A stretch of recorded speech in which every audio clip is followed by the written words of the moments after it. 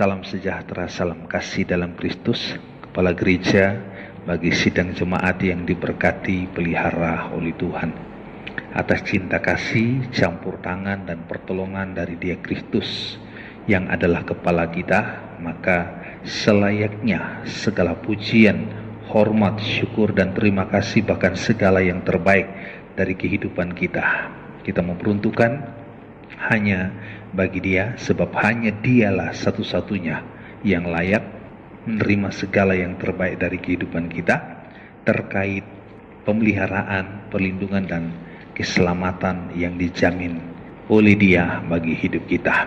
Puji Tuhan. Baik saudara, saya meyakini bahwa hari-hari hidup kita adalah hari-hari hidup di dalam pembelaan dan pemeliharaan Tuhan sampai saat ini. Itu sebabnya saya merindukan kita semakin dekatkan diri dengan Dia, semakin menekuni suatu hubungan persekutuan dengan Dia lewat firman Tuhan yang kita dengarkan hari-hari ini, lewat ibadah yang kita tekuni hari-hari ini. Hari-hari ini memang kita berada di rumah kita masing-masing, tetapi saya berharap di rumah sekalipun kita bisa membangun suatu hubungan persekutuan dengan Tuhan. Kitab Kejadian dibagi menjadi dua bagian besar. Bagian pertama, Fatsal 1-11. Ini kaitannya penciptaan sampai Menara Babel. Bagian kedua, Fatsal 12 sampai terakhir atau Fatsal 50. Puji Tuhan. Dan bagian ini isinya adalah menyangkut Israel dan leluhurnya.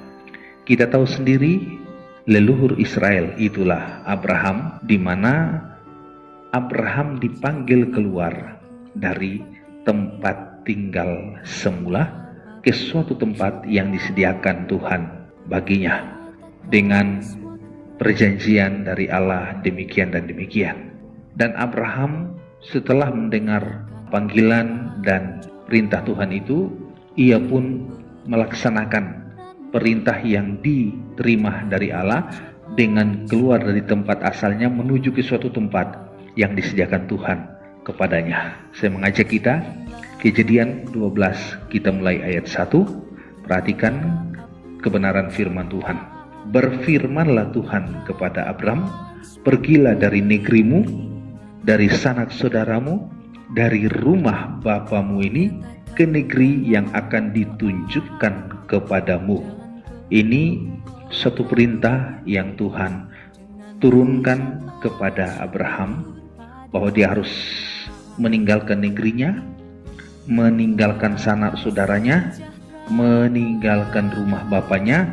Dengan kata lain, Tuhan asingkan Abraham dari kehidupan Abraham yang semula.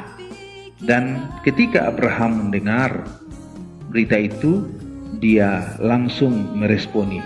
Begitu dia meresponi, Tuhan menyatakan janjinya kepada Abraham pada ayat 2. Aku akan membuat engkau menjadi bangsa yang besar dan memberkati engkau serta membuat namamu masyhur, dan engkau akan menjadi berkat, dan seterusnya. Nanti saudara baca sendiri bagian seterusnya, ayat seterusnya sampai ke bawah saudara.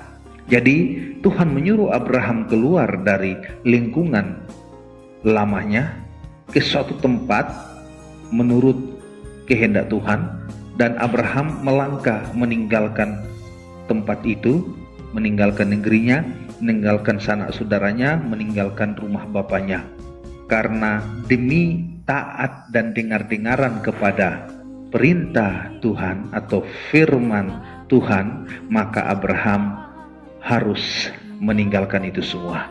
Tapi Tuhan pun menyatakan janjinya kepada Abraham bahwa kalau dia melakukannya, maka Tuhan akan memberkatinya. Puji Tuhan. Ini satu perintah dan Abraham lakukan, disertai ditandai dengan ketaatan dan dengar-dengaran. Kemana dia melangkah? Tentu ke Kanaan secara jasmani, saudara. Abraham tiba di sana. Dan Abraham melakukan ini karena menghargai perintah Allah.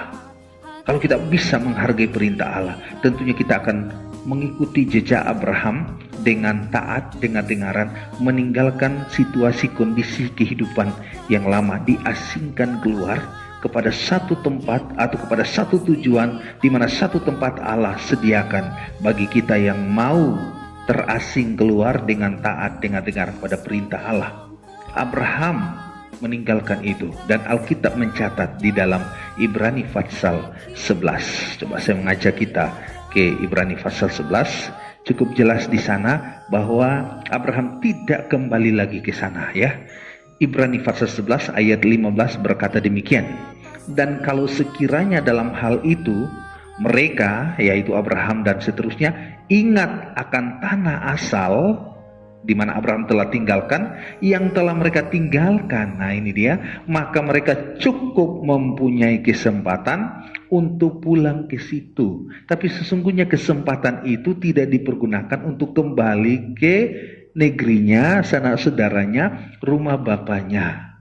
Tapi dia sekali taat meninggalkan hidup di lingkungan lamanya itu, sekali untuk selama-lamanya dia melangkah menurut petunjuk Tuhan, dan dia tiba di Kanaan.